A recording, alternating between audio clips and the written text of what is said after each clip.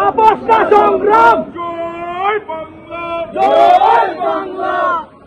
ইউনিসের দুই গালে শেখ শেখ শেখ মুজিব, জাতির পিতা শেখ মুজিব, লো লো লো সালাম, লো লো লো সালাম, জাতির পিতা শেখ মুজিব।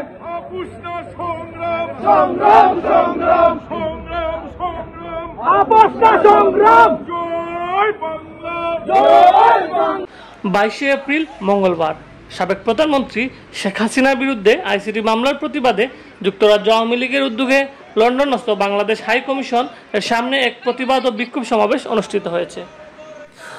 যুক্তরাজ্য আওয়ামী লীগের সাধারণ সম্পাদক সৈয়দ সাজিদুর রহমান ফারুকের পরিচালনায় উক্ত অনুষ্ঠানে উপস্থিত ছিলেন সিলেট সিটি কর্পোরেশনের সাবেক মেয়র আনোয়ারুজ্জামান চৌধুরী, সিলেট 3 আসনের সাবেক এমপি হাবিবুর রহমান হাবিব, হরমুজ আলী, নঈমুদ্দিন রিয়াজ, মারুফ আহমেদ চৌধুরী, আব্দুল আহাদ চৌধুরী, আসম ও মিসবাউদ্দিন। উক্ত প্রোগ্রামে আরও উপস্থিত ছিলেন শাহ শামীম, তারিফ Ahmad, Syed Suruk Ali, Shafiq Ahmad, Selim Ahmad Khan, Jamal Ahmad Khan, fight for justice in বাংলাদেশের সভাপতি মুস্তাফিজুর রহমান সোহাগ, সাধারণ সম্পাদক আল জাবের আহমেদ রুম্মান, মোহাম্মদ কামরান আহমদ, সহসভাপতি আলী আহমদ, সাংগঠনিক সম্পাদক মোহাম্মদ সাইদুল হক তৌফিক, সাধারণ সম্পাদক সুহাদা বেগম, মহিলা বিষয়ক সম্পাদক সীমা আক্তার মুন্নি, মামুন রশিদ তালুকদার, ফাহাদ বিন আইয়ুব, হাবিবুর রহমান, রিয়াজ চৌধুরী, দীপক কুমার দাস সহ আরও অনেকেই।